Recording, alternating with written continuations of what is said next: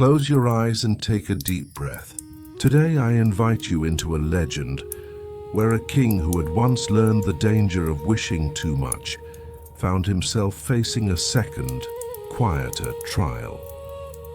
Midas had already touched the edge of ruin when everything he loved turned to gold, and the river had washed that glittering curse from his hands. Yet peace did not make him wiser all at once. In the hills of Phrygia, another sound began to call to him, the rough, sorrowful breath of Pan's reed flute. It was not the music of palaces or polished halls. It sounded like wind moving through lonely grass, like a secret carried by the earth itself. And when that music was placed against the bright perfection of Apollo's lyre, Midas listened with a heart still bruised by pride, longing and shame.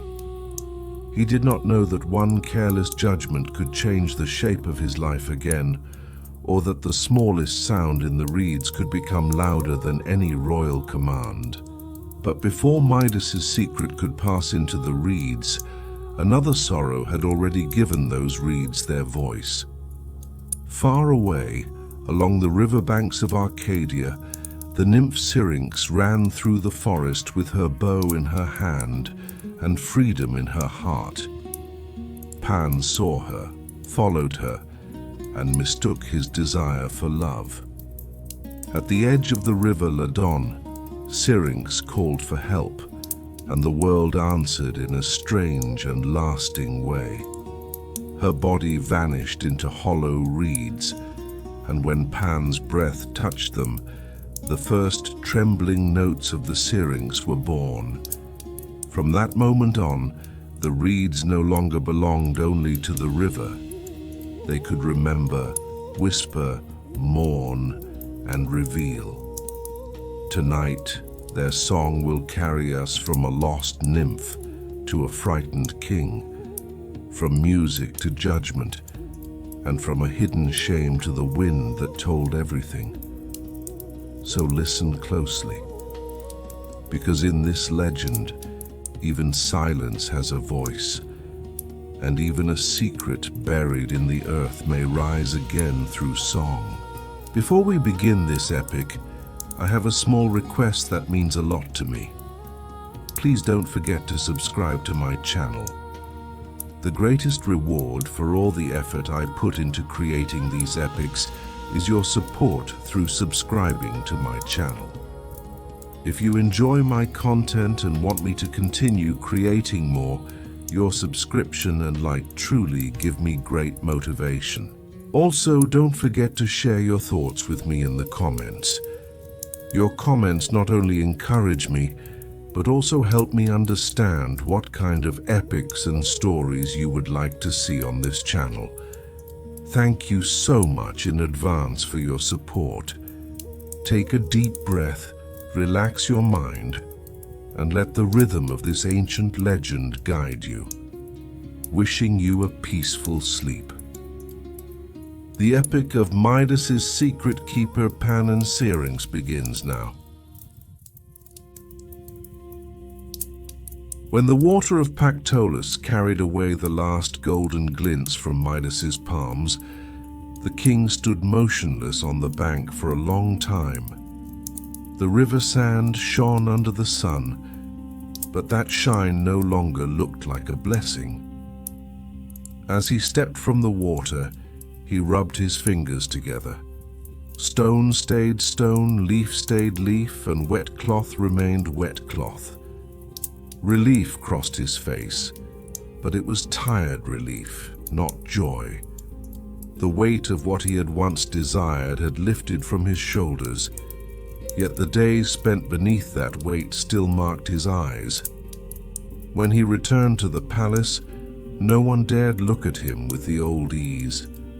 Midas was still the same king, but he was not the same man. The glow of gold had left his gaze, and a carefully hidden tremor had taken its place. After that day, the palace room seemed too bright, the dining halls too loud and the gold-trimmed doors too close. When servants walked with lowered heads, he sometimes watched their hands and remembered what a heavy thing it was to touch. If he reached for a cup from habit, his hand stopped in the air before his fingers slowly met the glass. Nothing changed. The cup stayed glass. Yet that small pause lasted longer inside him than anyone could see. Midas had become a man afraid of wishes that came true at once. At night, before he went to his great bed, he had the curtains opened. He wanted the cool air from outside more than the perfumed lamps inside. When evening fell over the hills of Phrygia, the fields below the palace darkened, and the poplars along the roads became thin lines in the dim light. Far away, in the low, wet ground, reeds grew. When the night wind moved through them, the sound began as a soft brushing, and then became a trembling murmur, almost like broken syllables. At first, Midas thought it was only the breath of the world outside. But as days passed, especially when moonlight paled the palace stones, that murmur came too close to the unrest in him. The reeds were not speaking, yet they did not seem silent. He would rise barefoot, go to the window, turn his head a little, and listen. What he heard was not a word, but a breath waiting to become one.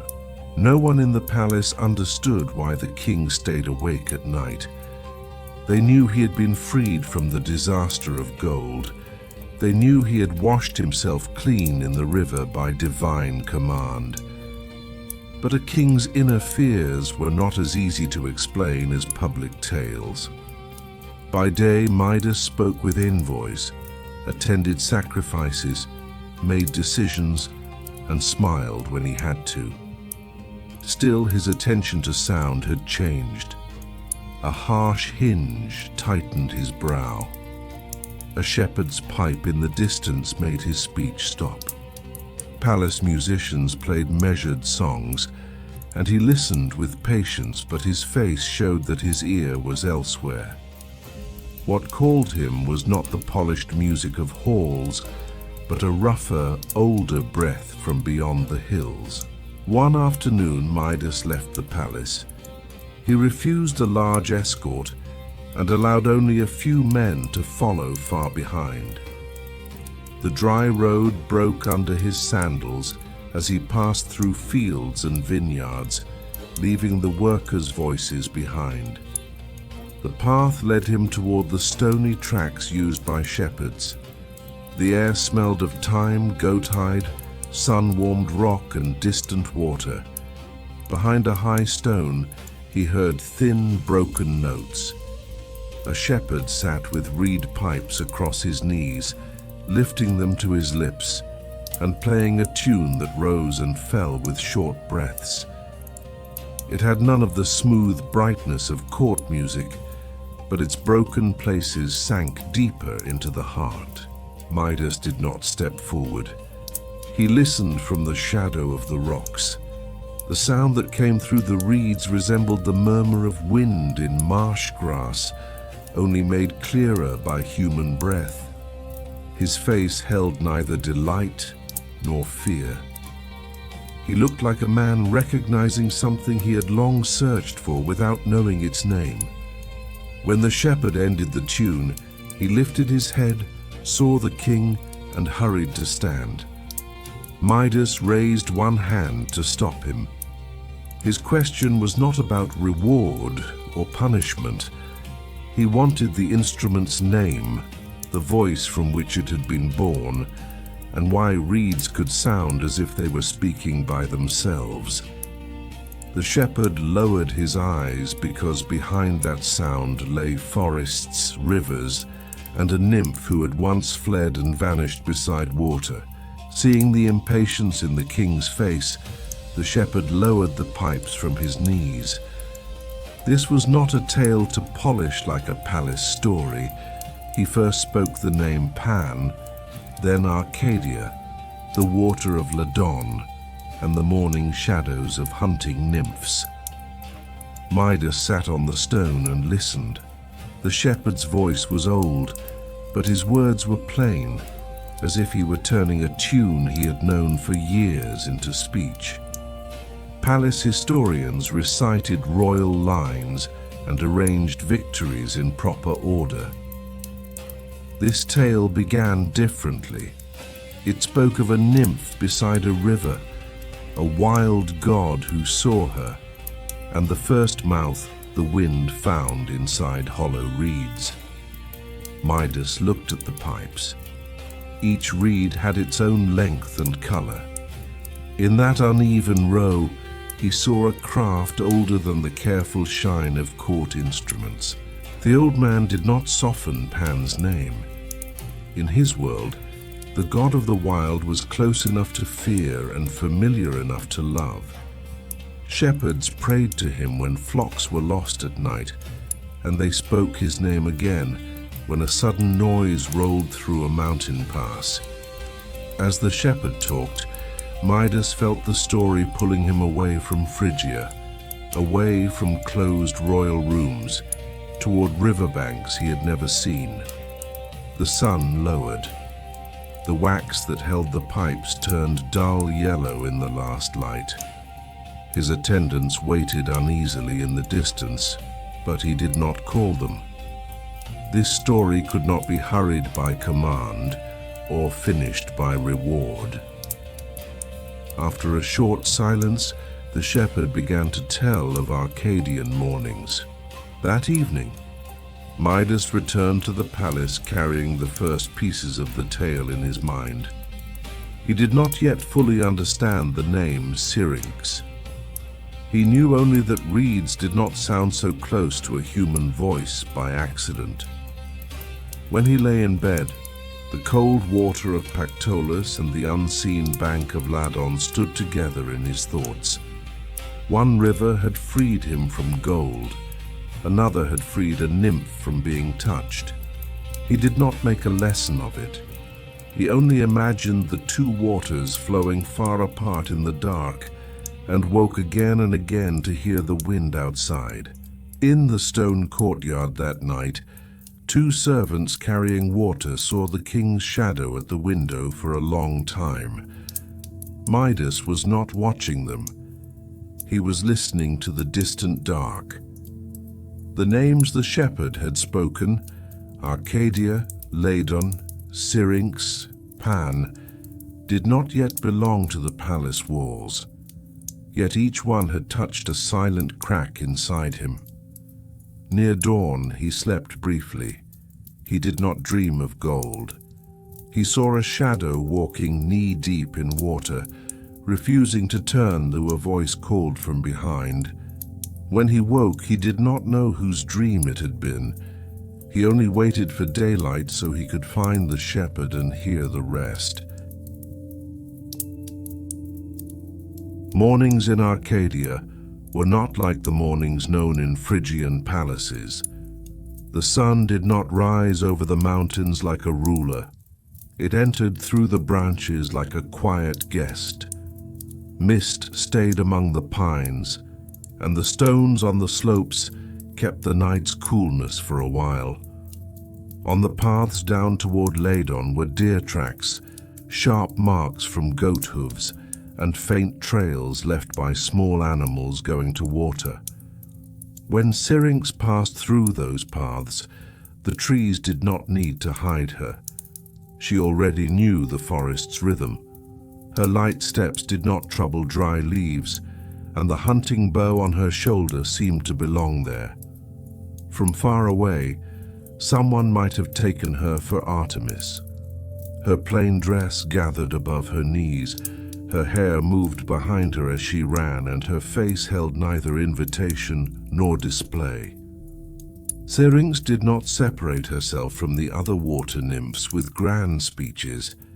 They wove flower crowns by the river and spoke of the eyes of gods, the endless pursuit of satyrs and woodland songs. She did not despise them. She only knew she did not belong to the same path. Admiration did not make her proud. It made the air around her feel smaller. Among nymphs who enjoyed attention, her silence seemed strange. Still, she was not alone. She felt close to Ladon's current, the shadows of branches and the reeds along the bank. When human voices, divine voices and shepherd voices fell away, what remained seemed more honest. Water did not hide what it saw. Wind did not try to own what it touched. At midday, Syrinx often left the river and climbed to narrow clearings on the slopes of Lycaon. Sunlight broke through the treetops, and insects filled the air like a fine net. Though she carried a bow, there was no needless hardness in her. If a rabbit sprang from a bush, she watched it but did not shoot without reason. She had come to understand that freedom asked as much for holding back as for striking. Satyrs who saw her often laughed and pointed, then quieted when they noticed the cold firmness in her posture. Syrinx heard what was said behind her, but she did not change her step. One late afternoon she bent over Ladon, and her reflection broke with the ripple. Willows stretched along the opposite bank. The reed tips shone like thin lines in the yellow light. Syrinx dipped her hands into the water, and the coolness drew the day's heat from her body. Then a sound reached her. At first it mingled with goat bells, then broke away from them. A deep, rough laugh rolled as if it had passed through earth, followed by the short call of a pipe. Syrinx lifted her head. It was not the familiar noise of satyrs. It held play, but also a heedless hunger. She did not stay by the water. Drops fell from her hands as she rose and moved toward the thicker trees. The next day the river nymph saw the change in her face. Syrinx's fear was not loud. It rested around her eyes as fine attention and in her shoulders as ready tension. When she told them she had heard someone, the oldest nymph looked into the current and spoke Pan's name barely above a whisper. The wild god moved through Arcadia's empty places as more than a god. He was also an unexpected shadow. Shepherds loved him, flocks did not fear him, and mountains carried his voice. Yet when his attention settled on someone, it could stop being wind and become pursuit. Syrinx listened. No helplessness came into her face. She only asked which bend of Ladon was shallowest and where the reeds grew thickest. As evening came, Syrinx walked alone again. This time she noticed the gaps between branches, the marks around stones, and the sudden silence of birds. Pan had not stood before her yet, but his presence had already arrived, first as sound and then as silence. When she reached a clearing, she stopped. The sun was behind her, and the tree trunks ahead stretched long shadows across the ground. Something moved beyond the bushes. It was not as light as a deer or as orderly as a man. Her fingers closed around her bow, though she did not draw. A figure leaned into the clearing with a face that did not hide its smile. Pan saw her clearly for the first time there, and before she fled, Syrinx understood that his gaze held more than curiosity. Syrinx's likeness to Artemis did not come only from her bow or dress. There was a wholeness in her walk that did not change for another person's eyes. While other nymphs set flowers in their hair, she straightened her arrows. While they studied their faces in the water, she read tracks on the opposite bank.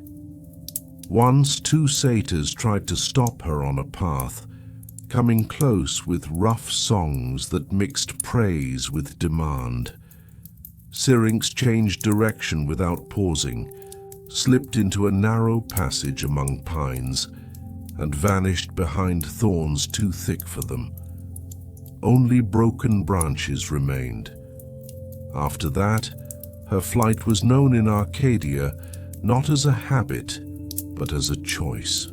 The nymphs by the river understood that choice, though not always with the same seriousness. When one said no one could hide from every god's gaze, Syrinx slowly slid an arrow back into its case. She did not look at her reflection. She watched leaves moving with the current. Whether hiding was possible mattered less to her than keeping command of her own step. She said nothing. Instead, she learned Ladon's bends more carefully. Where water thinned over stones, where roots held the bank, and where reeds grew like a screen. To remain free in a forest, courage was not enough. One also had to join the memory of the land to one's own. That morning, Syrinx had freed a young goat from a thorn bush. Its leg was scratched and its mother called from nearby rocks. Syrinx moved slowly, showing her hands, then knelt so the kid would not panic. The scene showed her way with the forest. To save a thing did not mean to own it. When the kid ran back to its mother, Syrinx watched and went on. Later, when she heard in Pan's steps not only curiosity but the rush to possess, she did not wonder why her body tightened. It already knew. In Syrinx's world, names left tracks like people. When Artemis was named, young nymphs lowered their voices, and hunters held their bows more carefully. Syrinx did not wear that name like an ornament. For her, closeness to Artemis meant walking alone, refusing an unwanted call, and not letting a gaze direct her.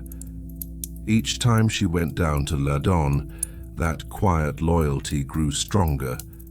When she passed through reeds, their stalks touched her clothing, but did not hold her. That light touch reminded her that the world could be near without claiming. When the river nymphs told this part of the tale, they did not decorate Syrinx's beauty at length. What mattered was how she carried herself, how she lowered her head under a branch, listened to the current before stepping down, and measured her surroundings before fear when she heard a stranger's footfall. Such details made her more than a fleeing nymph. They gave her a living order of her own. When Pan stopped at the edge of the clearing, the world around him seemed to lower its usual sounds. Goat bells far away softened, dry grass pulled back its whisper, and even the wind among the branches became a wide pause. His body seemed made of Arcadia's hard stones, thorny patience and steep goat paths. His shoulders were broad, his movements sudden, and his face carried the mixed look of a being not fully human and not wholly forest. In his eyes, childlike delight and troubling possession flickered together. When he saw Syrinx, he did not speak at first. He looked at her the way a shepherd might look at clear spring water found for the first time. But not everyone who bends over a spring understands that he has no right to disturb its flow. Syrinx did not step back. She only shifted her weight and placed a small, almost invisible distance between them.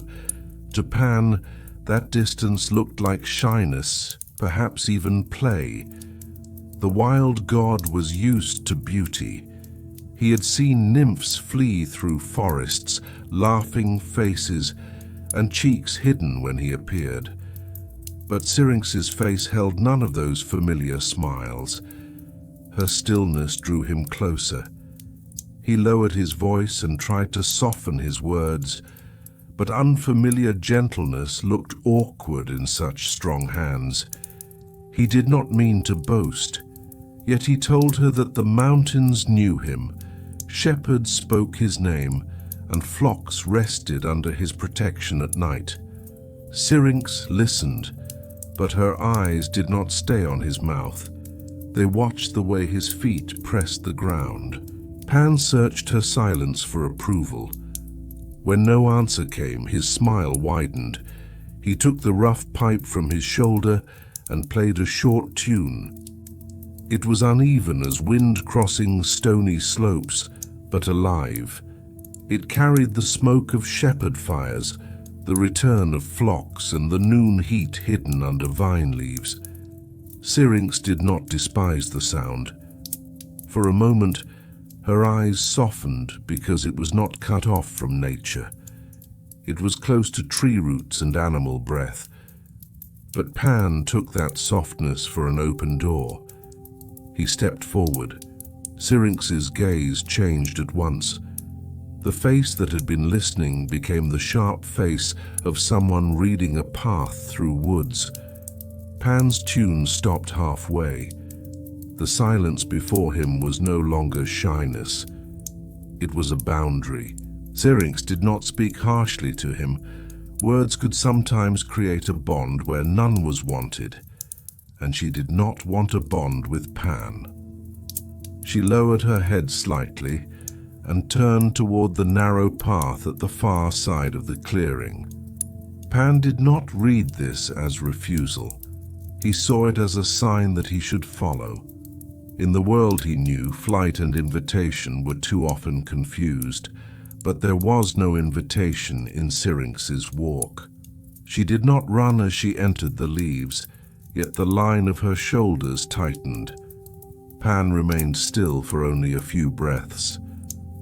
That brief pause, which should have stopped him, changed into something else inside him. Desire rose faster than thought. He tucked his instrument into his belt, pushed the branches aside, and followed her. At first, the distance between them was clear.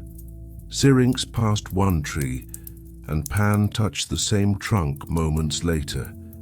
Then the forest thickened and distance broke into sounds. Her feet scattered dry pine needles. His heavier steps cracked the crust of the ground. A branch brushed her arm, but she did not stop. When she looked back, the softness had left Pan's smile. His face was strained, not from weariness, but from the feeling that what he wanted was slipping away. Fear did not fall into Syrinx with a cry. It arrived as a sudden counting of every path she knew. Which turn led to the river, which thicket closed, which stone was loose. All of it woke in her mind with cold clarity. When Pan saw her quicken, he called out. His words broke among the branches. Some sounded like pleading, some like reproach, some like an attempt to excuse himself. Syrinx did not answer. If she gave him even one word, she felt her voice might leave her and enter the hand of the one following. The path before her sloped downward. The soil grew damp, and the smell of water sharpened. Ladon was near. First the river sounded like a cool murmur, then it became the open breath of water striking stones. Syrinx's hair clung to her face, and her bow had slipped back across her shoulder. She did not know whether she could cross the river if she reached it. She knew only that the forest no longer hid her. When the shine of water appeared through the trees, Pan's steps sounded closer behind her. What Pan felt at first sight was not only admiration. For a long time he had poured his own joy across the mountains, yet had not found a face that could listen to his silence. Shepherds called him, flocks gathered in his shadow, and satyrs joined his laughter. Still, among all that noise, he often stood outside himself. The closed calm on Syrinx's face gave him a false hope.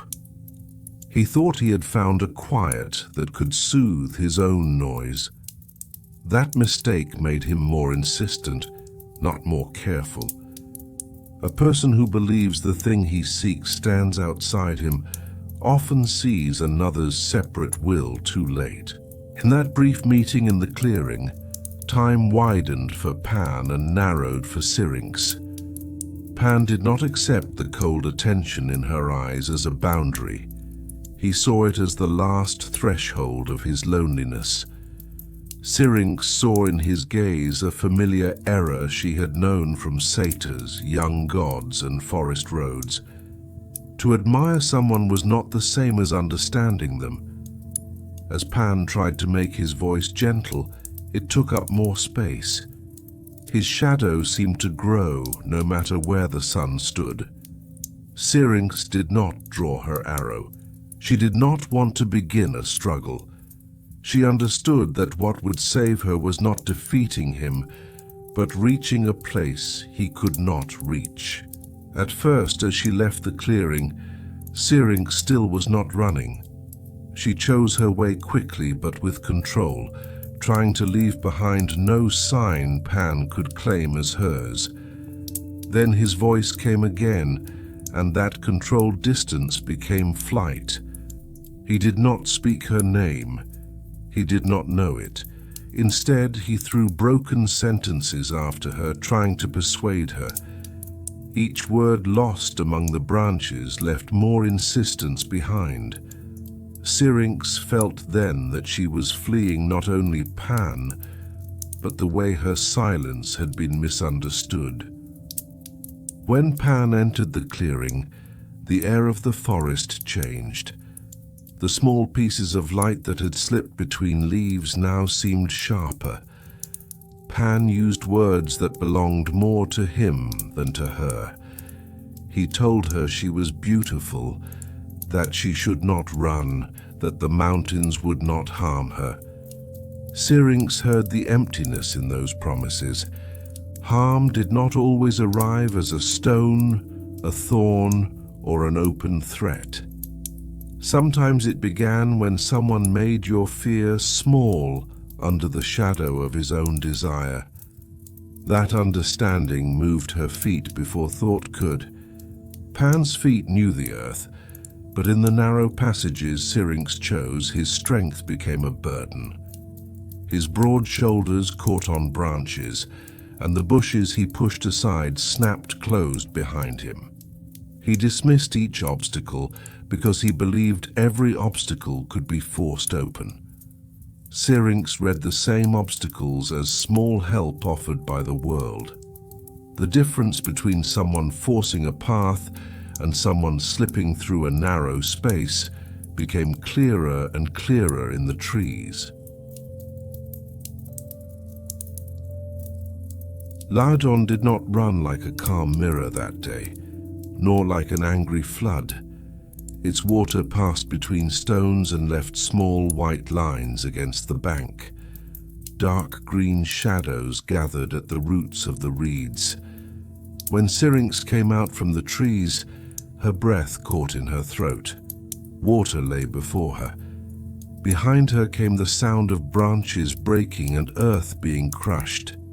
The opposite bank looked close, but a dark turn of current moved in the middle and made the shallows uncertain. She thought of stepping in. The tip of her sandal touched wet mud. The ground softened, and her foot sank deeper than she expected. That small delay was enough for Pan to reach the clearing. As he came out of the tree shade, sunlight struck one side of his face while the other remained in forest darkness. Pan stopped when he saw her trapped between himself and the water. For the first time, he saw how little distance remained between them, but he still did not read her face correctly. He thought he saw a line of fate stretching toward him. His hands were open and his voice low as he tried to seem gentler. Syrinx's eyes went to those hands. They may have protected a flock, pulled a young goat back from a cliff, or broken bread by a shepherd's fire. Now they looked to her only like a closing snare. She stepped back, and the water rose to her ankle. Cold climbed through her body. The river nymphs seemed to hear her from their hidden places among stones and waves. Syrinx opened her lips, but at first no sound came. Then she asked for help. She did not scream. The place was too narrow and still for a cry that large. Her plea moved over the water like a thin breath. She asked to be hidden, to be given a form he could no longer reach. No sharp wind rose. The sky did not split and the ground did not open. The change began quietly. The mud around Syrinx's feet hardened. The water no longer climbed her body. It seemed to hold her from below. Her fingers loosened from her bow. The bow fell to the bank and its string gave one brief tremble before it was silent. Pan took a few more steps. Syrinx's hair did not move with the wind, but with some other current passing through her. Her arms did not lift. They only began to join the lines of the reeds around her. When Pan reached out, his hands met no warm shoulder. They touched cold, smooth stalks. At first he did not understand. The reeds bent in his palms and then trembled as if trying to return to their place.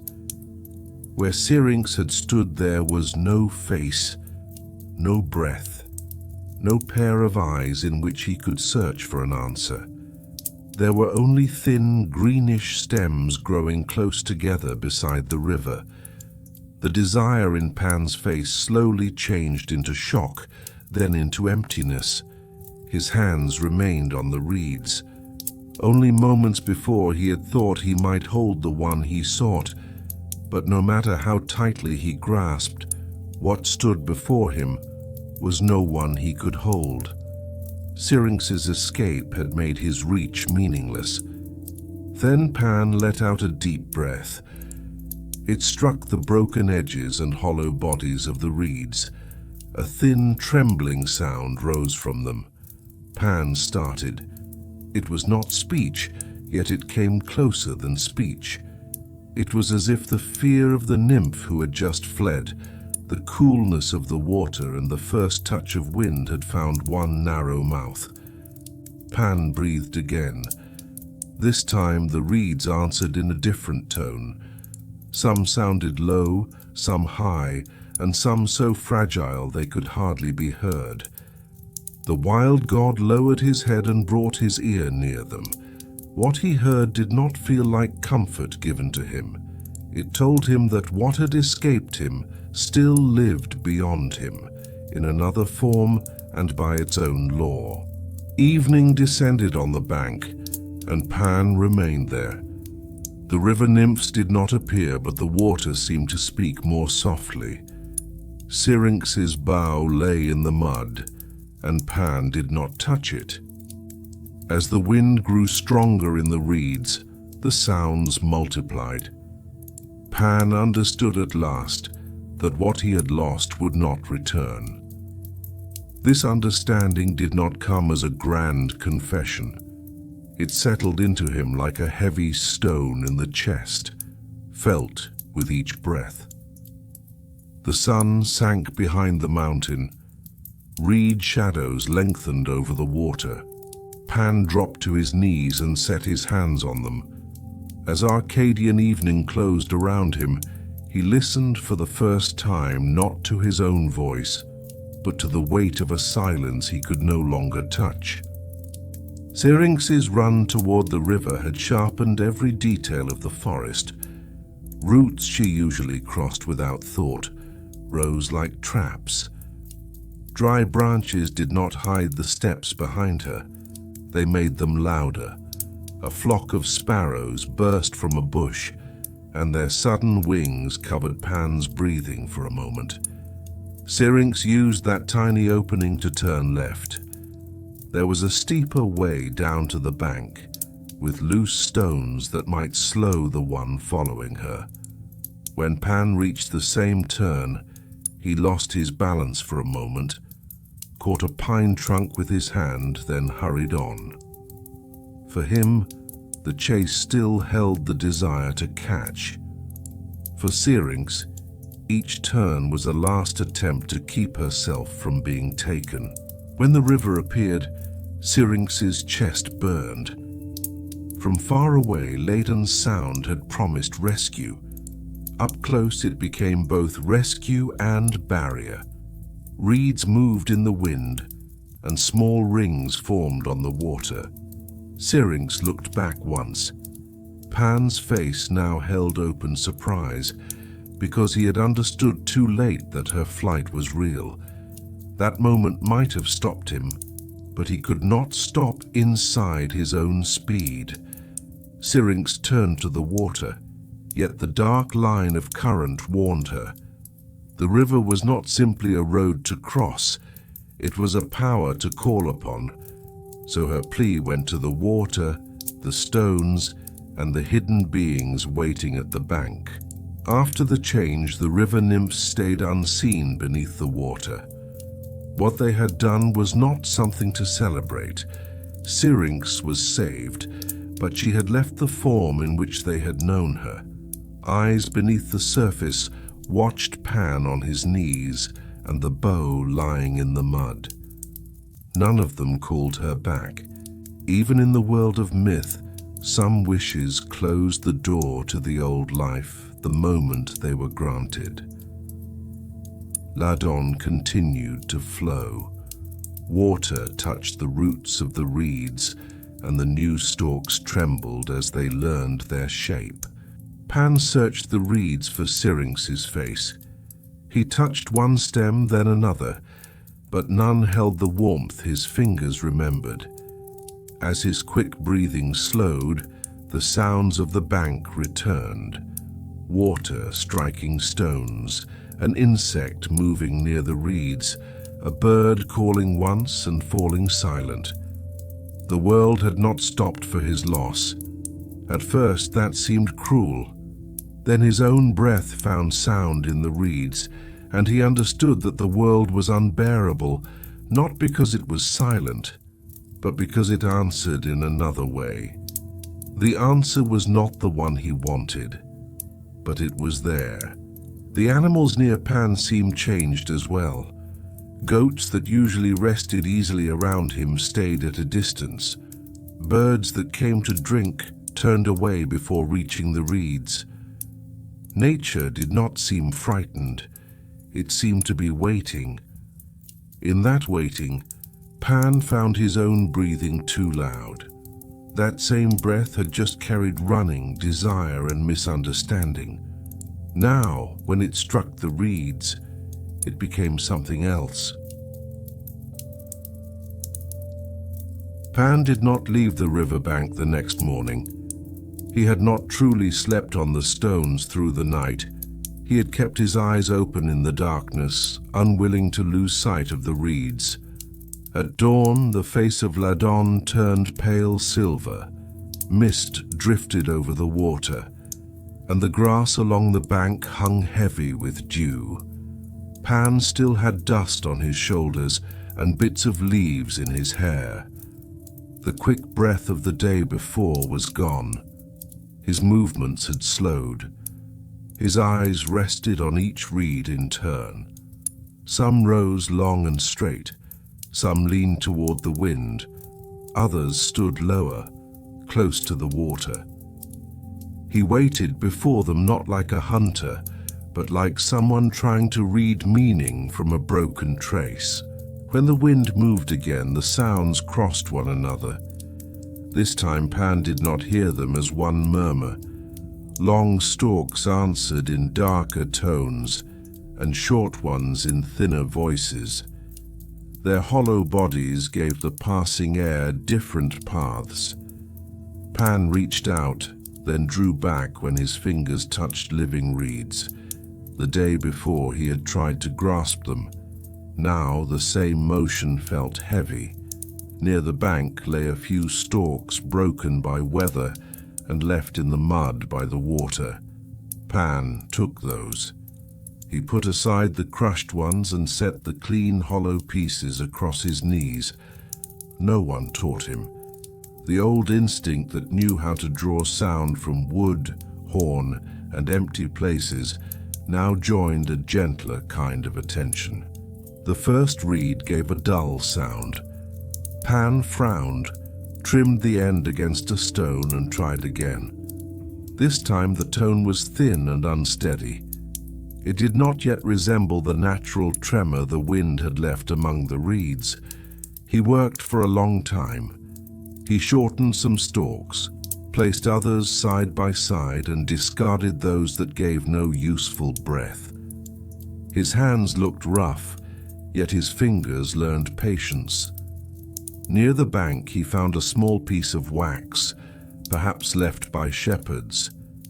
He warmed it in his palm, softened it, and used it to bind the reeds in a row. The instrument did not look perfect. The ends were uneven, the colors of the stems differed, and the wax was thick in places. It carried the mark of searching more than the polish of completion. When Pan held the instrument in both hands, he did not raise it like a prize. He stared at it on his knees. Placed side by side, the reeds looked separated from their old place at the river, yet their hollow spaces still waited for the same air. Pan breathed into them. The first melody was not a proper song. One pipe sounded, the next caught, and then the music dropped into a deeper tone. Pan stopped and began again. This time he moved his lips more carefully. Each reed seemed to hold a different gap, a different absence, a different wound. What joined them was not his desire, but the path the air found as it passed through them. By noon, shepherds heard the sound from a distance. Young men with flocks could not tell at first whether it was a bird, the wind, or some pipe echoing in the valley. The sound was softer than the calls they used for animals, but not entirely man-made either. A few goats lifted their heads, shifted their ears, and returned to grazing. Pan did not see them. He was searching for his breath inside the reeds. Whenever he blew too hard, the sound became harsh. Whenever he held back too much, the tune broke off. The instrument forced him toward measure. When he shouted into mountains, the mountains answered. These reeds spoke only if he approached with care. As he learned this, another piece of the old haste left his face. By evening, the first Syrinx seemed to have found its name in Pan's hands. He did not announce that name aloud. He only held the reeds close to his chest and played again. Ladon had begun to darken, and shadows along the bank had joined. This sound was calmer than the earlier attempts. It did not openly beg for Syrinx to return. It did not defend Pan. It was only air passing through hollow spaces, circling a lost name. When Pan stopped, the riverbank remained quiet for a while. Then wind moved through the living reeds and left a tremor far from the instrument, yet related to it. Pan did not raise his head. He listened to the two sounds standing side by side in the same evening, without becoming one. The patience Pan showed while choosing reeds surprised even him. Before, when he wanted something, his whole body rushed toward it. He crossed mountain paths quickly and entered shepherds' gatherings with noise. Now he turned a stem in his hands before cutting it. held it to his ear, and tried to understand how its empty middle would carry breath. Some reeds looked strong, but gave no sound. Some were crooked and gave an unexpected tone. For the first time, Pan learned in his hands that appearance and voice were not the same. This work slowed him. The water reflected sunlight, then darkened, while he kept adjusting the lengths. The smell of wax warmed in his fingers reminded him of shepherd huts. He had often watched people's patient work from a distance, the small tasks done around low fires. Now, he was inside such a task. He set the longest reed at one end and the shortest at the other. The slope between them did not keep all the wild disorder of the riverbank. A hand had placed them in order. Still, Pan did not make the order too smooth. Some crookedness, some uneven color, and some chance from the water's edge remained. He did not think this through. His hands simply stopped there. Before the first true melody, he sensed that his own breath could no longer act as roughly as before. Several times that day, the instrument fell apart.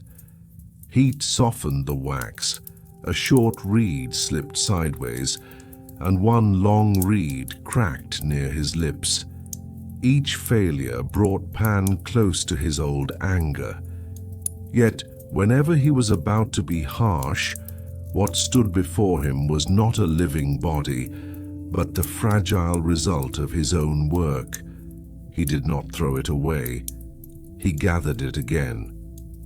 In the last light, as he arranged the reeds across his knees once more, his face had grown unusually quiet. This work did not bring him closer to Syrinx, but it carried him a little farther from his own impatience. When shepherds first saw Pan's new instrument, they recognized a familiar material in a strange order. Reeds were ordinary. People cut them by water and used them for roofs, baskets, and simple whistles. But side by side, when breath passed through them, they became something else. One young shepherd tried to copy Pan from the marks he left behind. He cut his reeds too short, and the sound came out thin and comic. His friends laughed. An older shepherd did not stop them. He only told the boy to find longer stalks. Slowly, the instrument moved down from the story of gods into the daily work of human hands. The name Syrinx did not leave Pan's mouth as a loud cry of grief. It stood quietly beside the instrument. When he took the reeds in his hands, he did not see them only as things to be played. Each pipe held its own silence. The shortest had a voice almost like a child's. The longest carried a dark breath from the deeper parts of the river. As Pan learned these differences, the instrument in his hands became less like a single mouth and more like small memories standing together. Pan's new instrument was not a sound heard once in Arcadia and then forgotten. Shepherds heard it first while bringing their flocks back at evening. Behind rocky passes, the melody rose in broken lines. It was not commanding like the rough pipes used to call animals. Through the joined reeds it thinned, struck the slopes and returned with a wider shadow. One old shepherd planted his staff on the ground and stood still the first time he heard it. To him, no new bird had begun to sing. An old wind had found a new mouth. Younger men noticed that from that day on, Pan walked alone more often and did not join crowded revels with the same loudness. The instrument soon passed into shepherds' hands. No one fully knew what had happened to Pan beside Ladon, but everyone in the hills understood the work of lining up reeds and fastening them with wax. Children gathered stalks, young men cut them by length, and older hands tested which ones would crack. Some instruments came out crude, some gave no sound, and some fell apart at the first breath. The ones that worked were played beside evening fires. Their tunes joined flocks returning, milk being drawn and nights under open sky. The name Syrinx did not mean the same thing to every mouth, but the row of reeds had entered the memory of the countryside. Midas first heard that sound after he had been cleansed of his unlucky wish for gold. Back in Phrygia, he had turned away from the bright instruments of the palace and begun to listen to fields, forest edges, and dark valleys. One day, on the slopes toward Tmolos, he heard shepherds playing the reeds near places where Pan moved among caves and rocks. The sound was unlike the songs sung in his honor. In palace verses, the king appeared great and chosen. In these reeds, no one needed to look great. Breath became only what breath could be. Forced too hard, it cracked. Given carefully, it opened. Midas stayed there for a long time, while the men beside him could not understand why such a plain tune held him. Pan noticed Midas's interest but did not call him closer.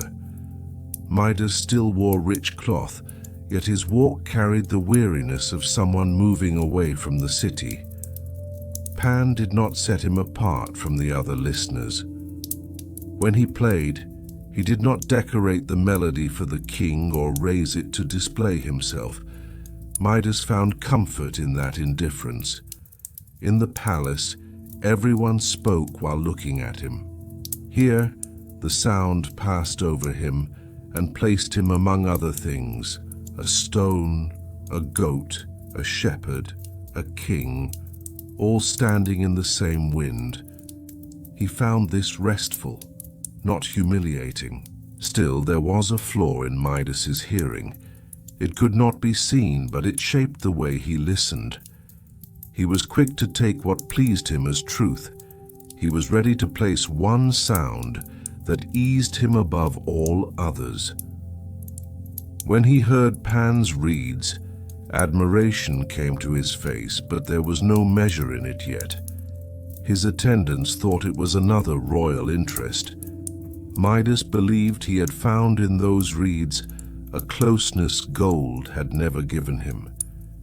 He told no one, but soon began asking where Pan played, where shepherds gathered, and which valleys near Tmolos held sound the longest. From a distance, Mount Tmolos looked like a calm mass. Up close, it held many layers. One side faced Sardis, other slopes descended toward villages and vineyards. Trees bent under different winds, and hidden passages lay between rocks. Pan loved the mountain, because sound did not vanish there as it did on open plains. It struck stone first, then returned through the pines. In time, Midas came to those slopes more often. The mountain stood like an old witness. No one yet knew that the same place would bring reeds and lyre beside one another, but whenever Pan's tune moved there, it seemed as if the mountain slowly opened its ear. The reed instrument did not travel by one road. Shepherds played it in valleys. Travelers heard it, some copied its shape, and others carried only its name. It joined weddings, called lost flocks, and eased tired bodies near night fires. In every hand it sounded different, yet its form remained the same. Hollow reeds side by side, held by patient wax. When Midas heard it, he knew only that it belonged somewhere other than the orderly hymns of the palace. His closeness to Pan never became open devotion at court. It remained a private habit. But the habit of enlarging what he loved without measuring it waited quietly inside him. When news of a contest came, that habit finally found a stage. In the first days of listening, Midas did not approach Pan. Being king could open almost any door, but not the door of that sound. Sometimes he stood behind a rock, sometimes under a tree, sometimes far from the shepherds. The distance was good for him. For the first time, he understood that he could meet something without taking it, owning it, or rewarding it. He could simply listen. The news of the contest first moved like a small rumor around shepherd fires. Pan's reed pipe and Apollo's lyre would face each other at the foot of Tmolos. As the words passed from valley to valley, they grew. Some thought it would be a pleasant game among gods. Others sensed a meeting serious enough to require the mountain's judgment. By morning, the paths were busier than usual. Shepherds had driven their flocks up early, vineyard workers had left their tasks with brief excuses, and woodland nymphs had withdrawn into shadow. Midas came too. His clothing did not hide that he was a king, yet he walked without the ease he carried in palace squares. Near the cool stones of Tmolos, he touched the cracked bark of a pine. Nothing changed beneath his fingers. That small fact steadied him. Resin clung to his skin, and he left it there. As the area around the mountain slowly quieted, Tmolos itself seemed to emerge from the trees and rocks. Leaves stirred, then grew still. The old mountain rose like a judge who listened without speaking. When Pan appeared near a stony ledge, part of the crowd leaned toward him without knowing it. His hide cloak was pale in the sun, dust gathered around his feet, and he tested the ends of his reeds with his fingers. For a moment he turned his head toward the distant direction of Ladon. There was a weight in that glance that no one else could read. His usual wild cheer had not vanished completely, but that day he seemed ready to carry his sound not only for himself, but for something he had once touched and lost. As the waiting stretched along Tmolos's slopes, small details grew larger. A shepherd silenced the bell on his animal's neck. An old woman picked up a fallen laurel leaf and turned it between her fingers. A boy stepped too near the place where Apollo would stand, and his father drew him back. Midas saw all of it. The fact that the contest had not yet begun did not soften the tension. It sharpened it. Even the mountain seemed in no hurry, as if it were waiting for every face to find its place. Pan did not appear troubled by the heavy eyes upon him.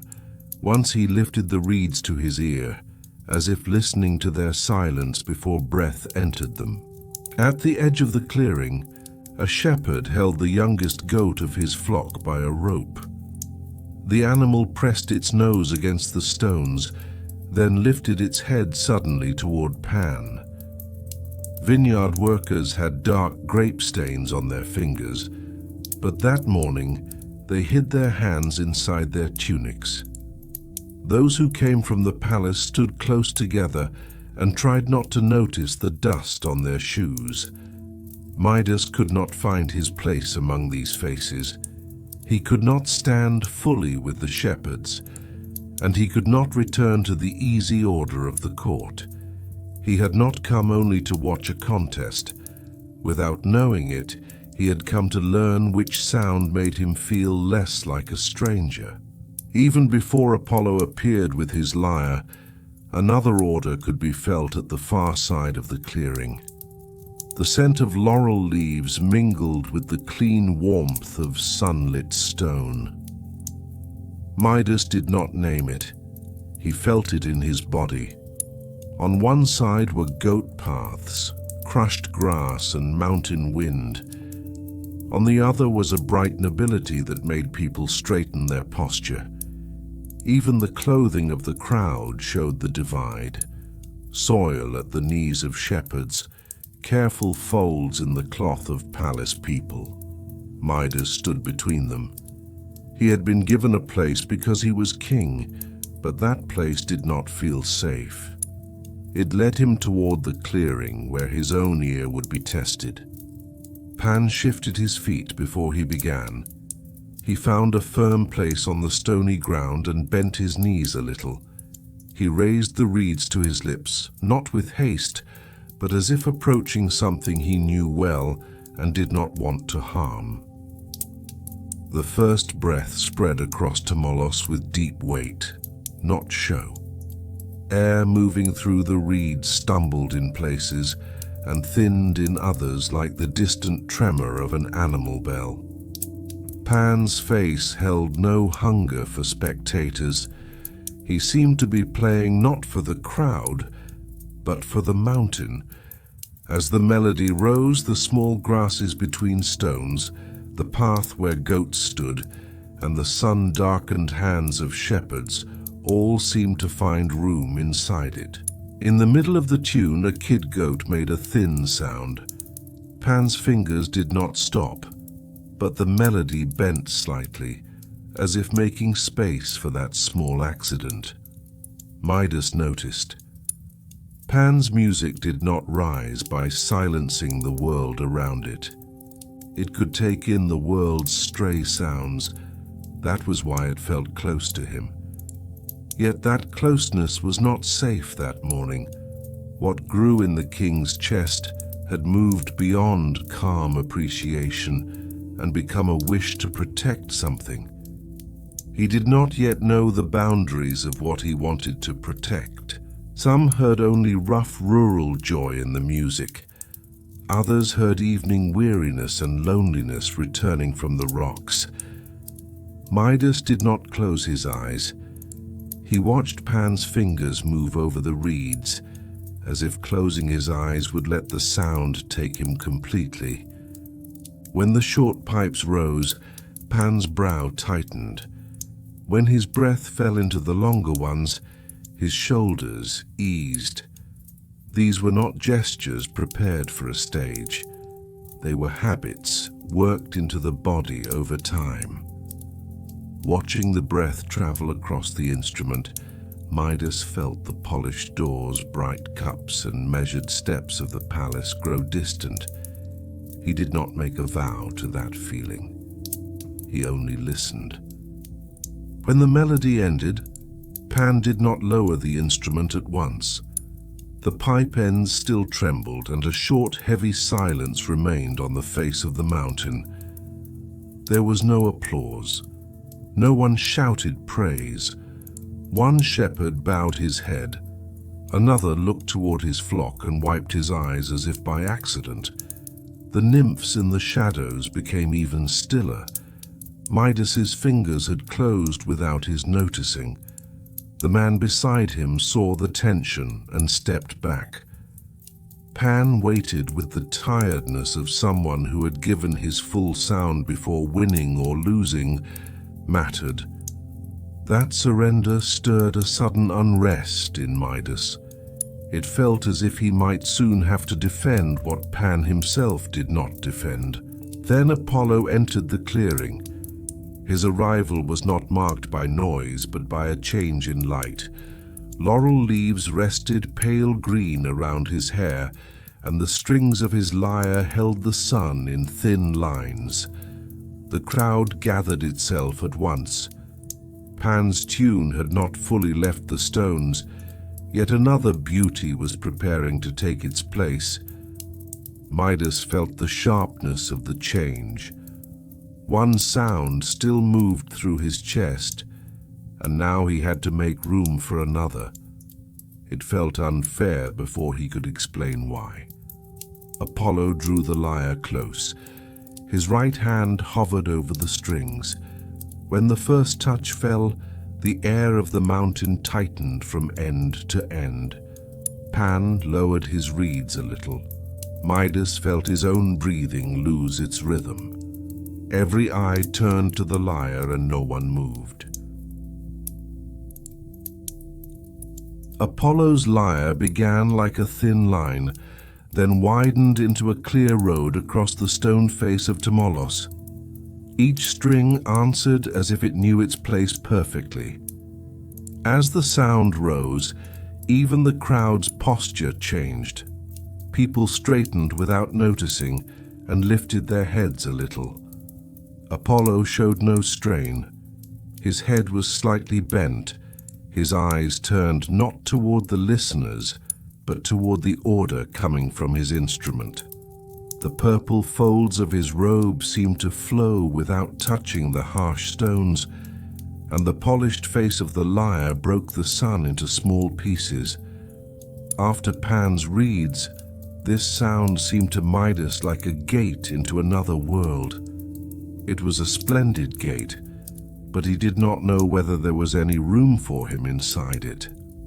In the space opened by that music, there was no dirt, no accident, no stumble. Midas had begun to think even stumbling belonged to the human voice. The thought did not become a sentence. It only left a brief shadow on his face. As the lyre's sound spread, it drew not only ears but eyes. Distant stones seemed clearer, tree shadows more orderly, faces easier to see. Some shepherds listened in wonder. On the faces of courtiers appeared the quiet pride of standing near such measure. Even the nymphs behind the shadows grew still. Pan waited without turning his head. There was no open jealousy in his face, only the silence of an old being who knew the sun was greater than he was and still would not abandon his small valley. As Apollo widened the melody, the sound moved across both slopes of Tmolos. The lines facing Sardis and the paths down toward Hippaipa seemed joined by the same vibration. When Apollo changed the tune and moved to lower strings, the air on the mountain did not become colder but heavier. The lyre was no longer only bright. It gained a depth that carried shadow within it. This troubled Midas more. If Apollo's music had been merely grand, refusing it would have been easy. But that perfect movement from string to string was both high and touching. The part of the king that resisted could not make the beauty small. His face hardened. Resistance to something one cannot openly defeat can look less like justice than stubbornness. Apollo's fingers did not hurry. After each touch, he left the sound hanging in the air, then moved to the next string. In those spaces, even the crowd's breathing seemed part of the music. Midas felt that the lyre ruled not only through beauty, but through the confidence of its pauses. In Pan's instrument, the breath could be seen searching for a road. Here, the road seemed drawn before anyone walked it.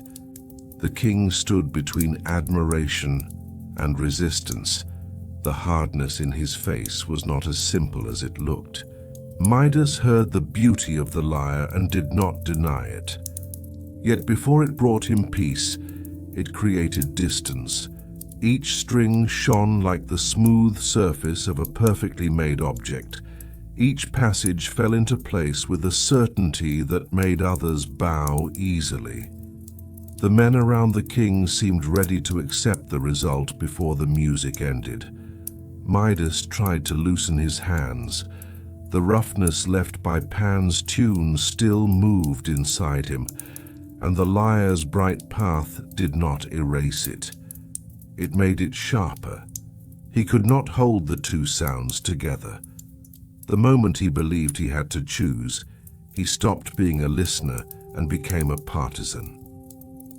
When the music ended, silence did not fill it once. After Pan's reeds, the silence had come from the space the music opened in the body. After the lyre, it waited for judgment to appear by itself. The old presence of Tmolos gave its decision from among trees and rocks. It did not echo like a human voice, but everyone there understood where it flowed. Leaves seemed to lean toward Apollo, and stones held the last trembling of the lyre a little longer. Pan lowered his reeds until the pipe ends touched his knee. He showed no great anger, but the life in his eyes dimmed. No one in the crowd looked surprised. Some turned more carefully toward Apollo. Others chose not to look at Pan. A wind passed over the mountain and stirred only part of the trees. The bushes on Pan's side remained still. The laurel leaves near Apollo trembled lightly. Those who saw it bowed their heads. No one had spoken the decision aloud, but bodies had already understood. Midas understood too. At that moment, the reeds in Pan's hand dropped a little lower. That small motion burned inside the king. Pan's silence did not make his music worth less, but Midas could not bear to see that worth withdraw before everyone without defense. Something hot and uneven rose in Midas. He had heard the decision of Tmolos, but Pan's silence made his own silence feel heavy. At first, the objection moved only between his lips. Then it became clear enough for those nearby to hear. His words were not long, but they were sharp enough to stand against the mountain's judgment. He said Pan's instrument held a living quality the lyre could not reach. The crowd froze. The courtiers' faces tightened. A shepherd lowered his eyes. Even Pan turned toward Midas, and there was more worry than gratitude in that look. The king, while defending one sound, was now placing his own measure before the gods. When Midas finished speaking, he felt the empty space his words created. No applause, support, or reply met him. A palace servant behind him could not lift his eyes from the ground. Even the shepherds closest to Pan stayed silent. Midas sensed that he had not only defended Pan, he had set his own ear above the mountain. But the understanding came after the words, and so it came too late. The change in Apollo's face was very small. One brow moved almost not at all. The edge of his mouth cooled and his fingers left the lyre.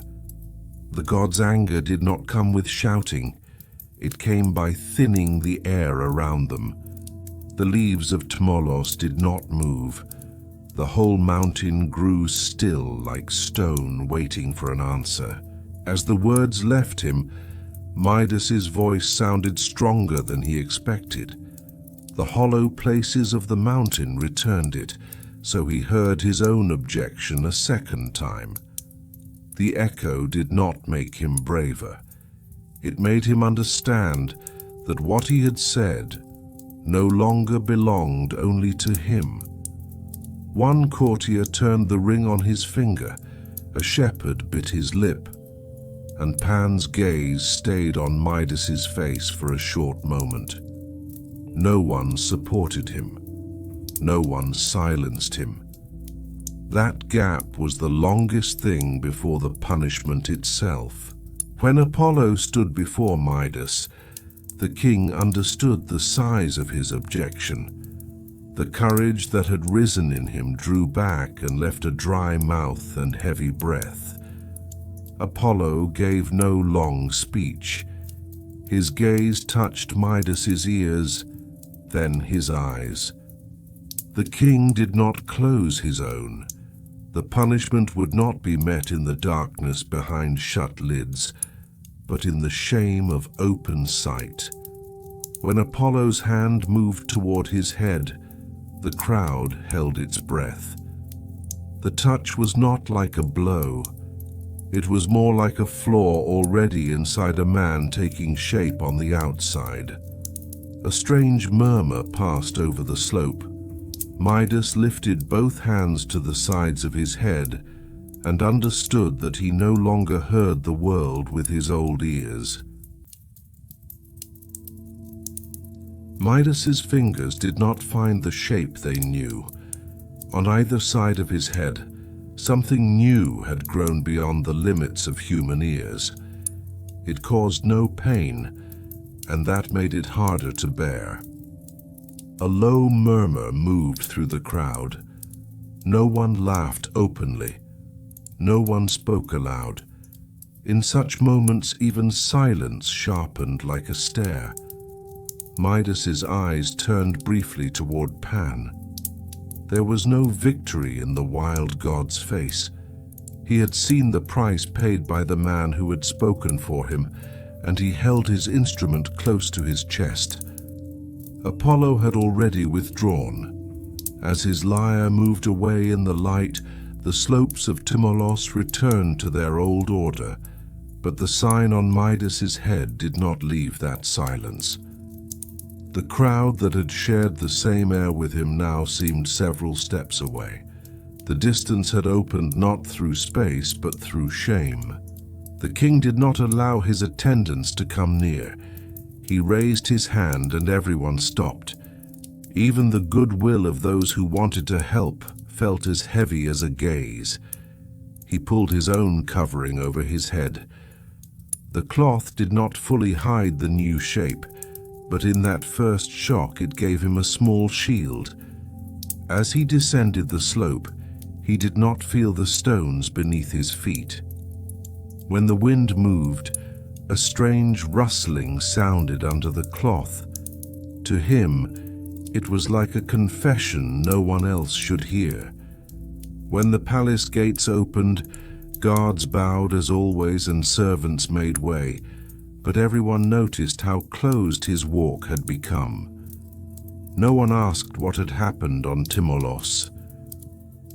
Around kings, the greatest news sometimes moved through questions no one dared speak. That day, Midas did not enter the palace alone. The silence of Tmolos entered with him. During the first days, the palace moved around the king more carefully than before. Doors closed slowly, trays were carried quietly, and servants left sentences unfinished. This care did not comfort Midas. Every act of caution made what was hidden more visible. The quieter a room became, the more it felt like a closed chamber where one strange sound gathered and waited. As he walked, he imagined that others could hear the smallest friction under his covering. Several times he stopped in a corridor and looked back. No one was there. Still, he could not escape the feeling that the shape on his head had reflected itself even in the stone walls. The crowd leaving Tmolos did not speak freely for a long time either. People looked at one another and then away. A shepherd turned toward the path Pan had taken. A palace servant tried not to trust even his own memory of what he might have seen beneath the king's cloth. What had happened on the mountain had been witnessed by everyone and yet had become something everyone was expected to hide.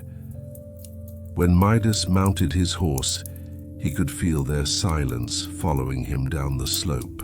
Once shut inside his rooms, he ordered the mirrors covered, the gold-trimmed vessels removed, and even a small lyre-shaped ornament taken out of sight. Then, when he was alone, he uncovered the bronze mirror himself. His face was the same. The line of his brow, the curve of his beard, the hard closing of his mouth. Yet the forms on either side of his head drew the whole face into another meaning. He lifted his hand and touched them. There was no wound, no ache. The punishment worked by existing. Midas stepped back from the mirror and held his head in both hands. That night, when he lay down, the new ears brushed the pillow. He started. sat up again, and waited for morning while hearing every small sound in the palace courts. In the following days, the purple veil became Midas's daily armor. Weavers were called. A dark, heavy cloth with deep folds was prepared. The craftsmen took it as a new royal taste, but when they measured him, they were careful not to come too close to his head. Midas noticed the caution in their fingers. When the veil was finished, he held it in his hands. Its softness, cost, and perfect fall did not erase what it hid. Still, it gave him a temporary order. At meals, he did not turn his head much. He avoided windy courtyards. Even after the lamps were put out, he did not loosen the cloth. Courtiers said the color suited him, claimed it honored Phrygian custom, or chose to say nothing. After the mirrors were covered, Midas began to catch himself in other surfaces. The edge of a polished shield, a silver bowl filled with water, the dark glass behind a night lamp. Each time he turned away. What he avoided was not only the image, but the way the image returned him as someone changed. After Pactolus, his hands had feared touching the world. Now they feared approaching his own head. From outside, it might have looked like shame. From within, it was the feeling of becoming foreign to his own body. The world he heard with his new ears had changed as well. He could make out the whispers of two servants behind a door, hear a small pin fall in the courtyard, and read the restlessness of distant horses in their calls. This sharpness did not give him power. It made every sound in the palace seem to confirm the shape on his head. When a plate struck the table too hard, his face tightened. When someone laughed in a corridor, his steps slowed. The veil hid his appearance, but it could not block sound. Beneath it, every rustle came nearer and every whisper grew more dangerous. Day by day, Midas became wary not only of people, but even of the small cracks and creaks inside rooms. When his hair and beard began to grow, this order failed. A few times Midas tried to cut his own hair. He stood before the mirror with shears in hand, but when he brought them near his ears, his wrist stopped. To look at his own face so closely was harder than another person's gaze. At last, the barber who had served him for years was summoned. He was a man of few words and careful attention. When he entered, he bowed, opened his tools, and did not look too long at the king's face. Midas ordered the doors closed, the curtains lowered, and everyone else dismissed. The barber's hands trembled slightly. In the secret rooms of kings, even ordinary work became heavy. Midas held the edge of the purple veil, but did not open it at once. On the last night before the barber was called, Midas had walked alone in his room. His hair had pressed uncomfortably beneath the veil, and his beard had grown uneven. In a palace, even the smallest flaw in a king's appearance was noticed. This time, correcting the flaw meant revealing a greater secret. Midas lifted the shears toward the lamp and set them back on the table. The sound of metal on stone seemed too loud. Then he knew he could not carry the secret alone forever. When he told the guard outside to summon the barber in the morning, his voice was tired. It sounded less like a command than surrender. When the veil was loosened, the lamps gave the same light and the same footsteps crossed the courtyard outside. But the barber's face paled for an instant. Midas saw it and did not hate him for it.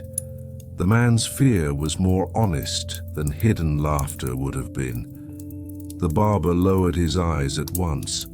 The first sound of the shears seemed too loud in the room. Carefully, he trimmed the hair, shaped the beard, and made room for the veil to fall more easily. He did not speak.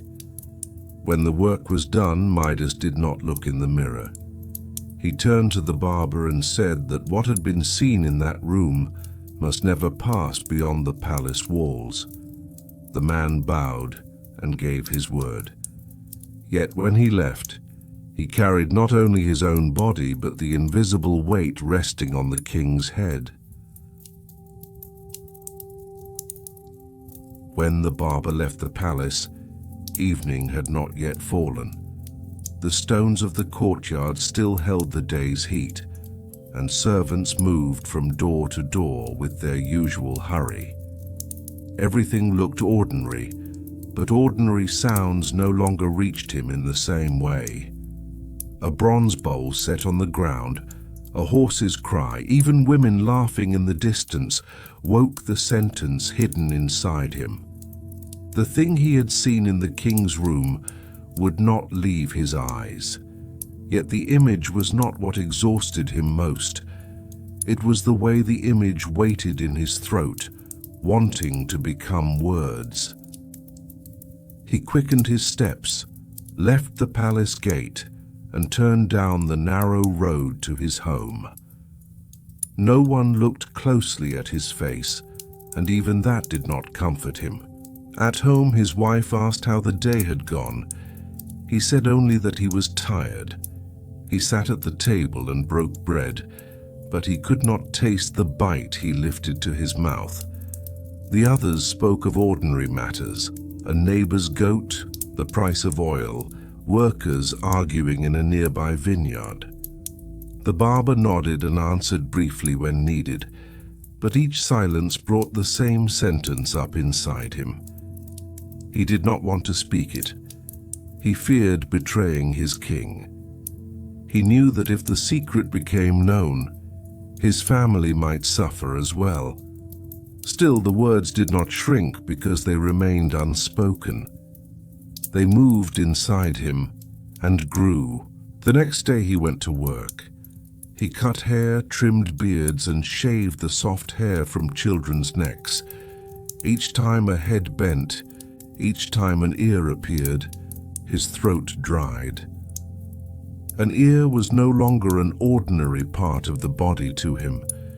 It had become a sign that could be hidden, changed, and made to carry a person's fate.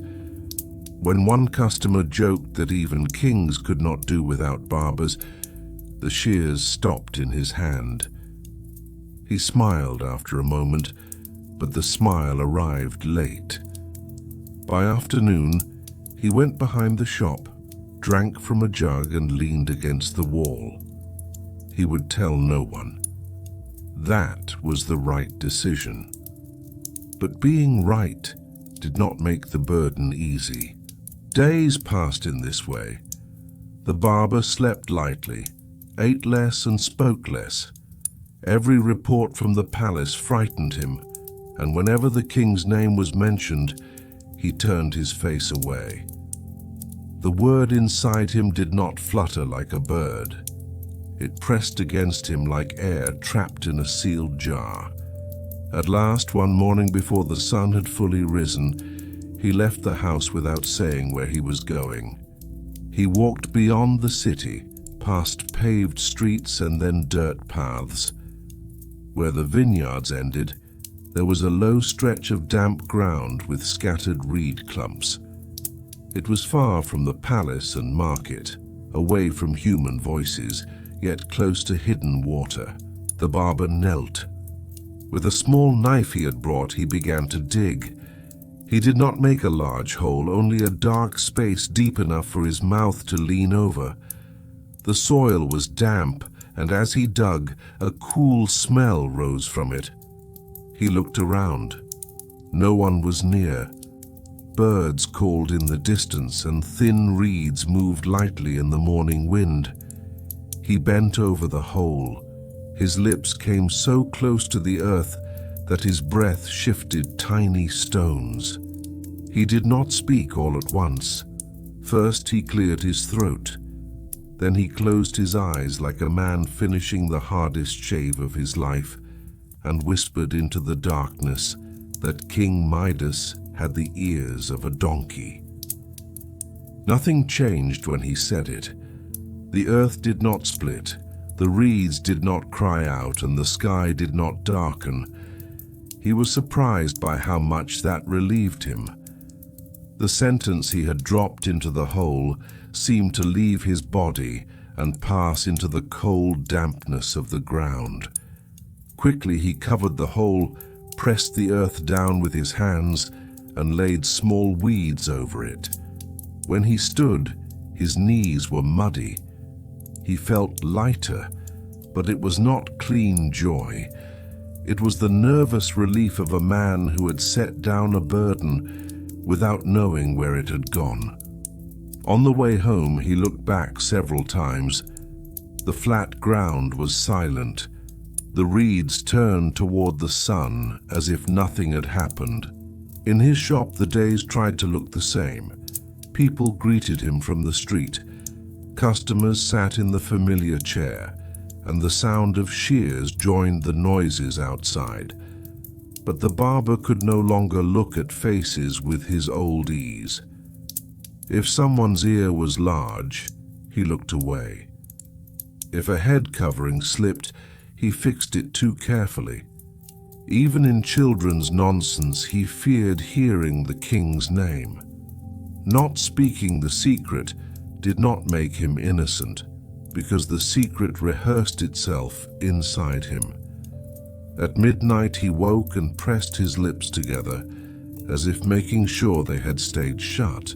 One day in the market, people began speaking of the king.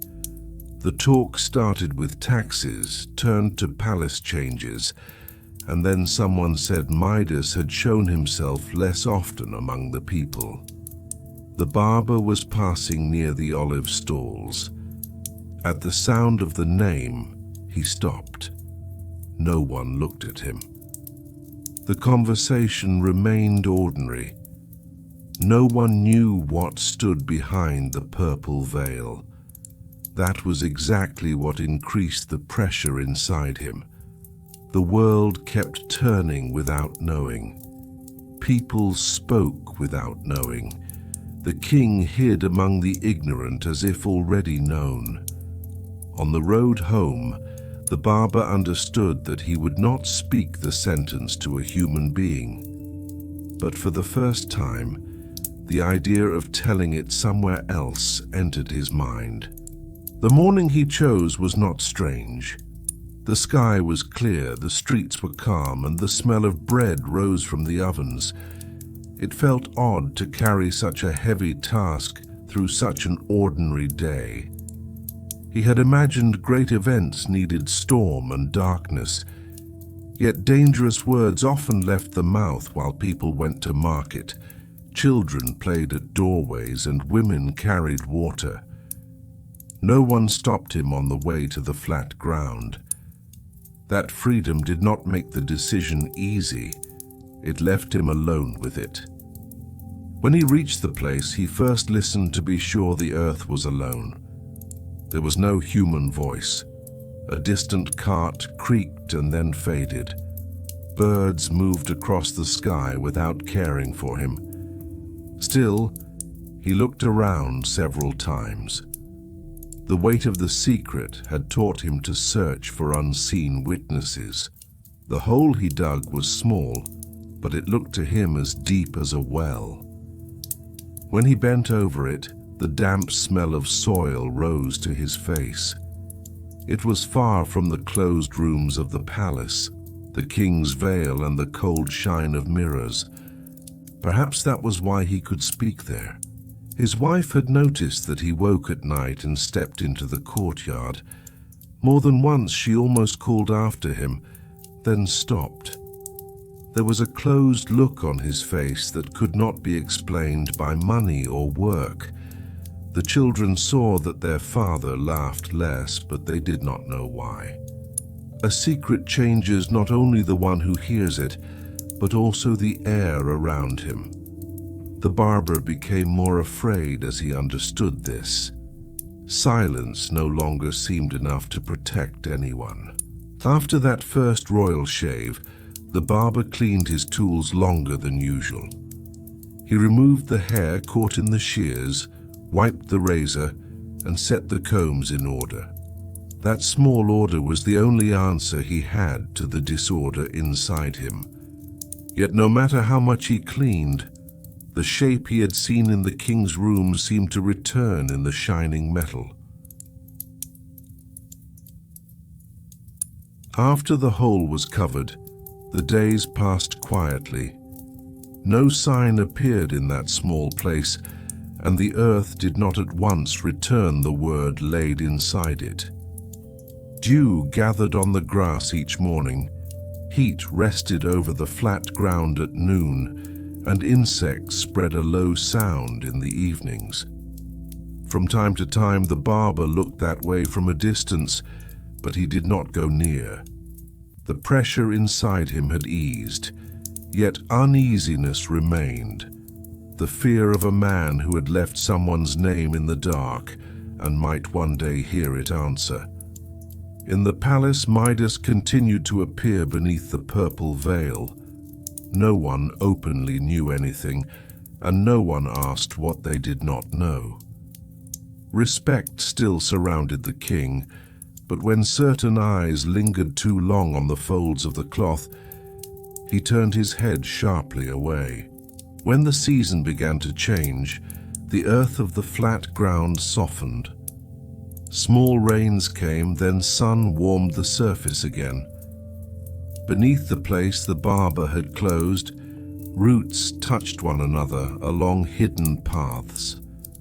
A word was not a seed, of course, but in the world of old tales, words left in the earth did not always remain lifeless. In that damp darkness, a sentence from a human mouth rested beside the patience of water. When the first green tips appeared, no one noticed. Reeds already grew there, and a few new stalks seemed ordinary. Yet when wind passed through them, these new reeds did not blend at once with the common rustle. A narrower, sharper tremor moved among them. No one yet heard it as language. It was only the low preparation of something approaching. Midas had begun to appear less often in the palace. Life beneath the veil made him more careful and more tired each day. When he did not want to meet people's eyes, he turned toward the windows, but the wind outside gave him no full escape. One evening, sitting alone in a high room, he heard a thin rustle far away. It resembled the reed sounds he had heard before, yet it seemed broken into faint intervals. He lifted his head and listened. The sound was too distant to reach the palace, or perhaps his own fear worked with the wind to bring it to him. Nothing could be understood that night. He only wrapped the veil more tightly and ordered the curtains closed. As the reeds on the flat ground grew, travelers began to notice them. A child walking behind his flock stopped when he heard a sound in the wind. At first he thought someone was whispering far away. He looked around. No one was there. The reeds bent and straightened, rubbing against one another. The child was not frightened so much as curious. He came closer. When the wind rose again, the sound returned in clearer breaks. It was not quite a word, but it was trying to become one. When he told the story at home that evening, the adults laughed. Children often said reeds could speak, but the next day, two women passing the same way heard something similar. They did not laugh. The sound was more insistent than a game of imagination. Soon people who crossed the flat ground began waiting for the wind. When the air was still, the reeds stayed silent, their green lines trembling only in sunlight. But when wind rose, the sound inside them took a strange form. Human ears seek meaning, even in meaningless rustling. Here, the same piece returned again and again without much searching. The king's name could be heard. Then came the shameful words about his ears. No one wanted to be the first to repeat it. To share a secret was to become part of it. Still, the news reached the market where everything multiplied faster. Among vegetable stalls, wool bundles, donkeys and clay jars, people passed the same thing to one another in low voices. When the barber heard the rumor, he let the razor fall from his hand. His customer looked at him in the mirror and asked if something was wrong.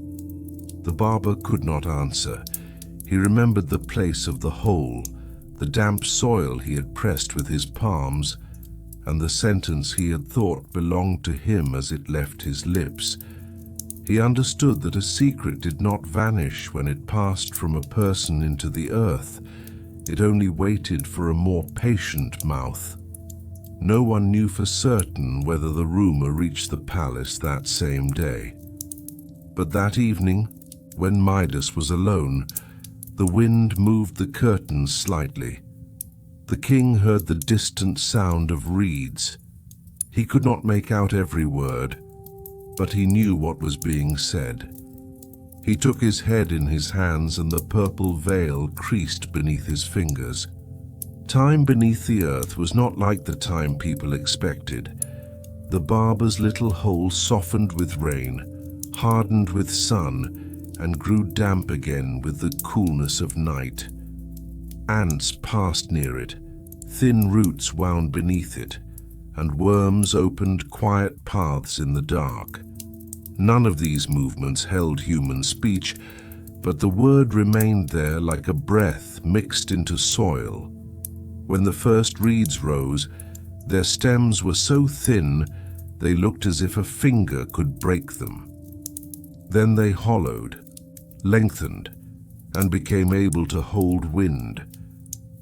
Each new joint seemed to carry a little more of the buried sentence upward. Those who crossed the flat ground first saw only green. The sound came after the green. The first whisper heard by the child remained somewhere between play and fear. One of his goats had moved too close to the reeds, and he had gone in among the stones to turn it back. The wind came behind him. The reeds bent forward, then rose together. He thought he heard not his own name, but the king's. That felt strange. The names of kings belonged in markets, ceremonies, and talk of taxes, not in damp ground among reeds. When his family laughed at him that night, it angered him. The next day he went back on purpose and waited for the wind. When the sound returned, he called his brother as if to prove he was not alone. The two children stood before the reeds with open mouths. When the first rumors reached the market, the sellers did not speak of them loudly. Every stall had its own ear. The potter stayed silent because he knew how fragile a word could be. The woman selling wool passed what she had heard to her neighbor almost only with her lips. A farmer with donkeys misunderstood the end of the sentence and asked again.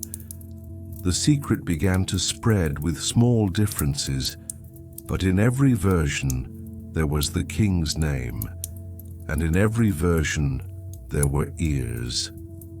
Once those two pieces came together, even people who had not heard the rest turned their eyes toward the palace. During those days, the color of the flat ground changed. Fresh spring green deepened into summer tones.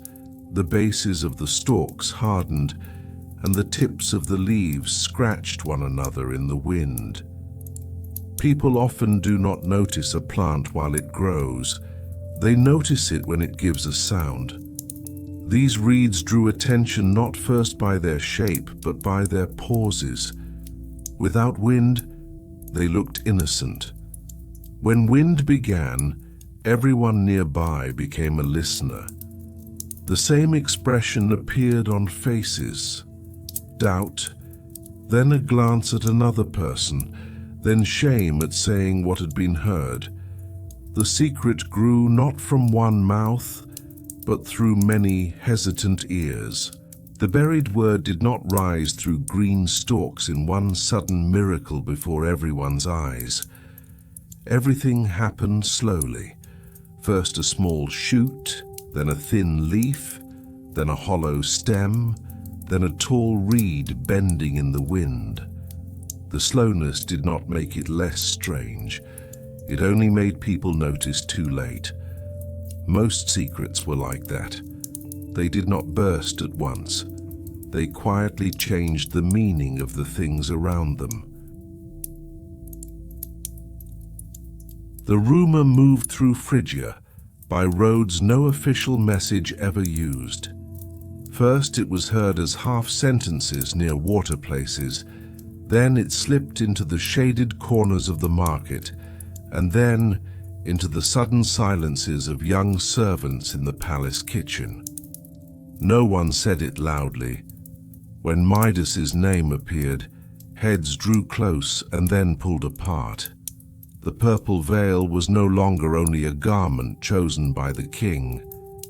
It had become a sign everyone looked at while pretending not to look. In the marble corridors, servants stopped talking when they heard the king's steps, and even after he passed, they carried the same silence. Midas began to see not what people knew, but what they were trying to hide. That tired him more than the whisper itself. An open word could be faced. A half-finished sentence was born again in every corner of the palace. One morning he entered the throne room. Everything stood in its proper place. Envoys in line, scribes with tablets, guards beside the doors. Midas sat on the high seat. The folds of his purple veil were perfect. No hair showed, and the shape of his head could not be seen beneath the cloth. Yet every small movement felt like exposure. An envoy's eyes touched his head and withdrew. A scribe pressed his stylus too hard into the tablet. Wind from outside stirred the edges of the wall hangings.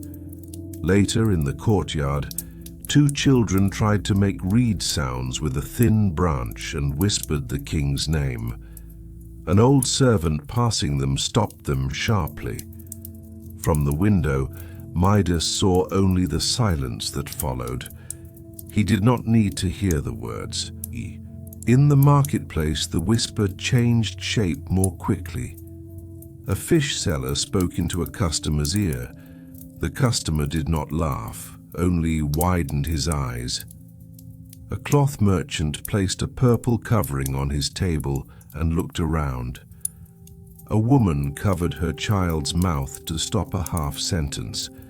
The whole city carried the fatigue of knowing and pretending not to know the same thing. That fatigue entered the palace with baskets of food, water jars, and the brief looks of stable hands at the gate. Midas no longer feared only one person's betrayal. He feared the paths a word could find for itself. Inside the palace, he heard not only what was said, but where unsaid words waited. When a servant began a sentence and stopped, the empty space sounded to him like finished news. When women's skirts brushed the stone court, he searched the silence after them for his own name. Sometimes nothing was happening. Two workers were doing their work. Two children were only playing. But once a secret had spread, innocent sounds became hard to separate. Midas's exhaustion came from this. The whole city seemed to speak and stay silent at once. When the barber was summoned to the palace, the color left his face. He was taken to the same private room. The curtains were closed, the lamps calm, the doors heavy. But this time the secret was not being born inside the room. It had entered from outside. Midas did not speak for a long time. On the barber's face, guilt and relief had mixed. The man was ready to defend himself, but the king did not let him. Some answers grow smaller the moment they are demanded. Midas only asked where the earth was. The barber nearly collapsed to his knees. Then he told of the flat ground beyond the city, the place where new reeds had grown, and the direction of the hole he had dug. Midas wanted no escort. When night came, he left the palace quietly. A few guards followed from far behind, but they stopped before the flat ground. Moonlight lay over the reeds like a thin covering. The new stalks looked thicker and more alive than the older growth around them. Midas stepped onto the damp soil. He did not remove the purple veil. He stood before the reeds and waited. At first the wind was light. The stems only touched one another and a faint rustle passed through them. Then the air strengthened. The sound took shape in broken intervals. Midas heard his own name. Then came the name of what he hid on either side of his head. The king did not step back. This sound did not wound him for the first time. The wound had already opened. Now he had to accept that it had become something others knew. The reeds did not mock him or give orders. They only said as much as the passing air allowed. At dinner that evening, Midas sat without touching the plate before him. No one spoke of the reeds. They spoke of weather, harvest, and road safety in sentences that were too proper. That neatness sounded false to the king. When a servant placed a bowl too close, Midas started, and the young man moved back at once. Beneath the veil, his ears grew warm. He understood then that more tiring than the secret being spoken was the effort everyone made not to speak it. Before the meal ended, he rose and ordered the barber called again. That night, Midas thought of having the reeds cut down. For a moment he imagined summoning men before morning and ordering every stalk leveled. The ground would be flat again, the wind would find no mouth, and the palace would soon turn to some other rumor. But he did not raise his hand. The reeds in the dark did not resist him. Because they did not resist, destroying them felt heavier. He stepped closer, held one thin stalk between his fingers, and let it go. It trembled back into place. Midas heard no accusation in that tremor. He only felt that things weak enough to be cut could sometimes outlive a king's command. A distant path from the reeds led toward Tmolos. Midas mounted his horse and turned not toward the palace but toward the mountain. His guards followed, keeping their distance. Pine scent and the night cold of stones lifted some of the palace air from him, but the reed's sentence still moved under his hearing. On the slopes of Tmolos, no one was there. Midas dismounted and took a path near caves where Pan often wandered. After a while, he heard a far melody like a reed pipe. It may have been a shepherd, an echo inside the mountain, or Pan himself. The king did not search for its source. The farther the sound remained, the easier it was to bear. The voice of the flat ground did not vanish behind him. It now walked with Midas through memory. With every step of the horse, the sentence returned, sometimes as a clear whisper, sometimes only as the weight at the sides of his head. As the slope rose, the city grew smaller. The palace lights fell behind like fireflies lost among stones. For the first time that night, Midas felt not far from his kingdom, but in a place where his kingdom could not reach him. Neither orders, soldiers, nor purple cloth could turn back the sound the reeds had begun. He sat on a rock. The edge of the purple veil had fallen onto his shoulder, and half his face remained in moonlight. The day of the contest returned to him, the last string of the lyre, the waiting crowd, and the objection that had left his own mouth. He explained none of it, not even to himself. The distant tune moved among the rocks and broke into short pauses. In those pauses, Midas heard the mountain's silence. Pan did not appear. Perhaps that was better. If a face had met him, he would have measured his flaw in another's eyes. That night he only listened. When the melody finally stopped, the veil on his head had loosened a little. When Midas came down from the mountain before dawn, the plains of Phrygia were turning pale. His horse passed from stone to earth and then onto the smoother road back to the palace. The guards followed in silence. No one asked where the king had stood during the night or what he had heard. At the palace, the first light touched the courtyards. Midas went to his room and stood before the mirror.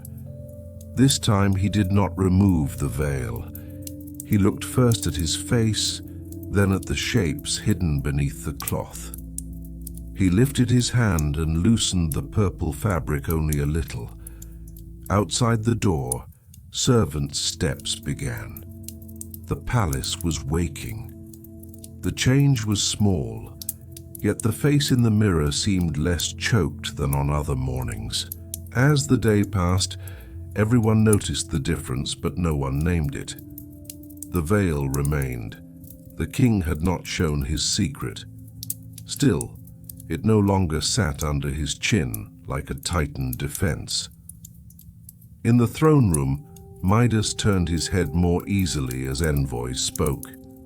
The sound of the scribes' styluses still startled him, but he did not turn every start into anger. In the garden, he saw a branch the gardener had left crooked and did not command it straightened.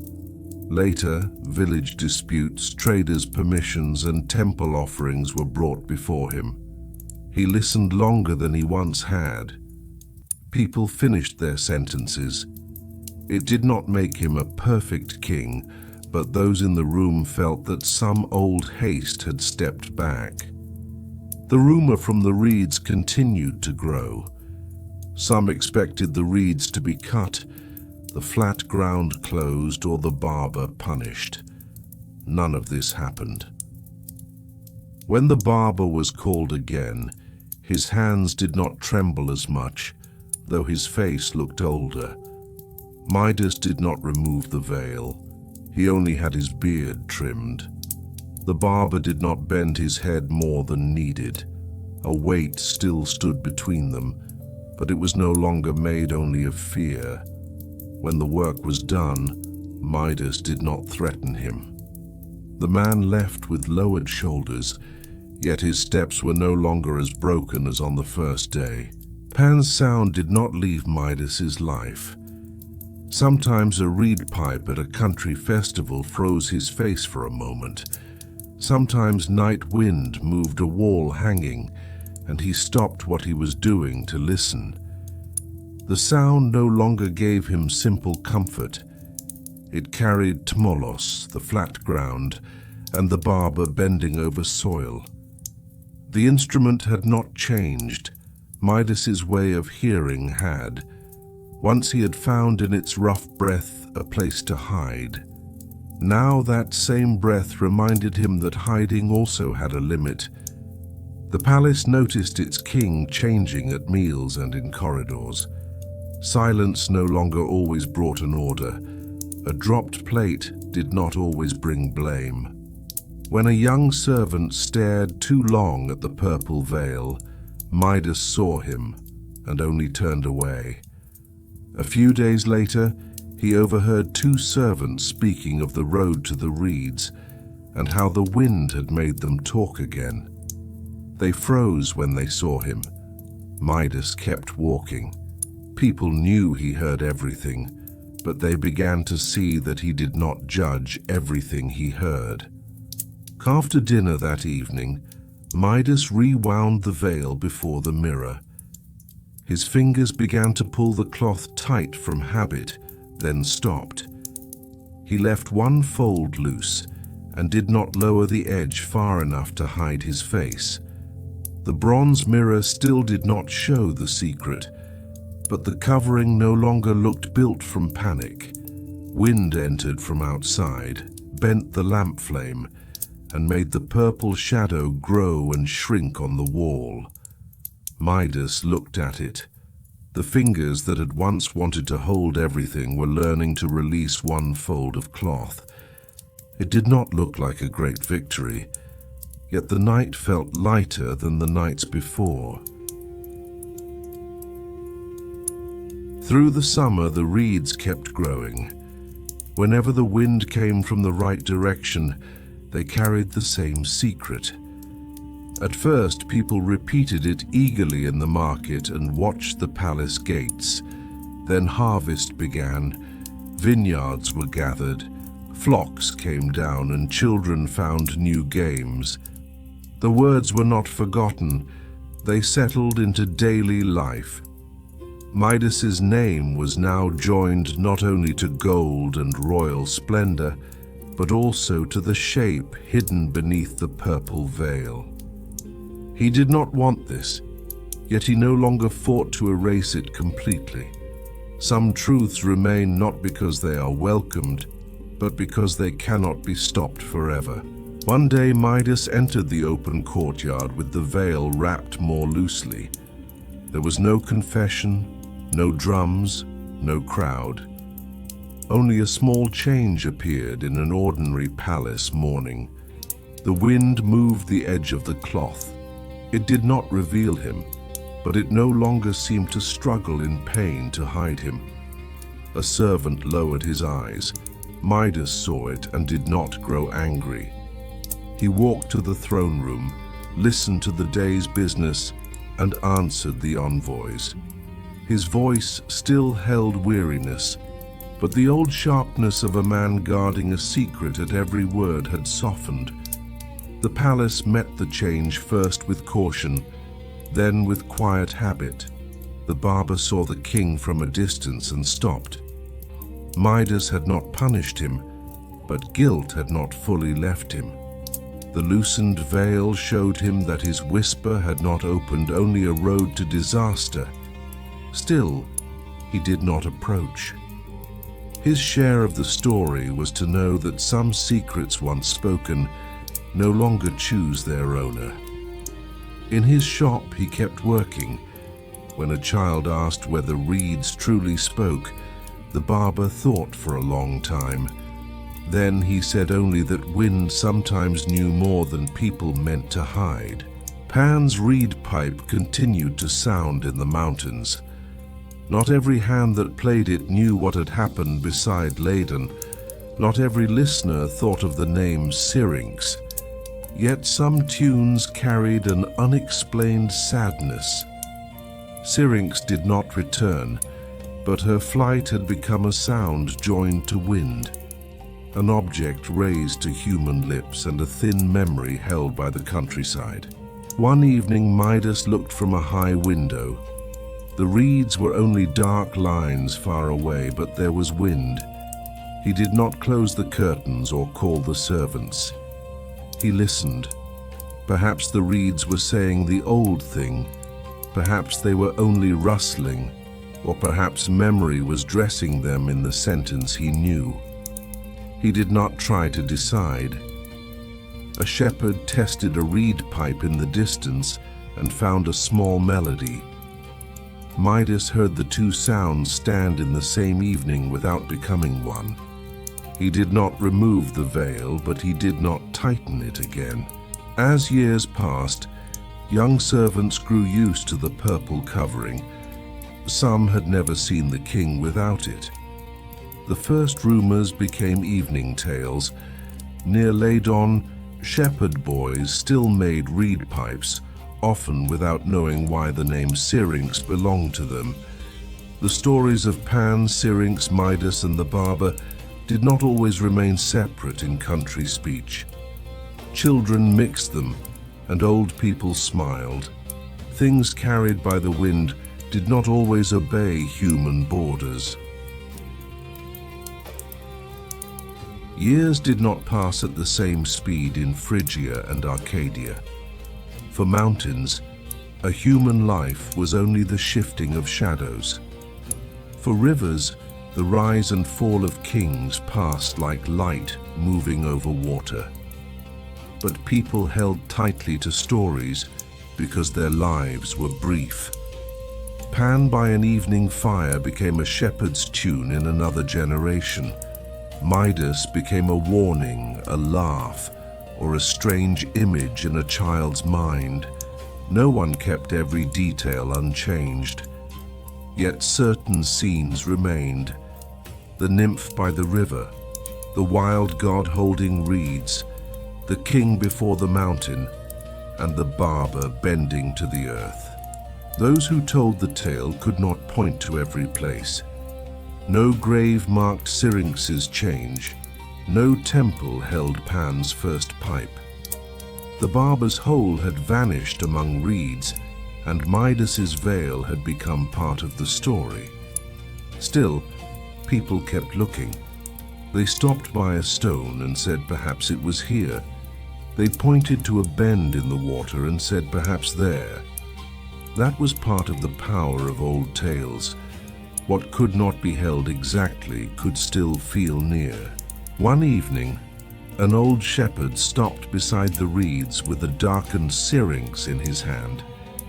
He lifted it but did not play at once. First, he listened to the wind.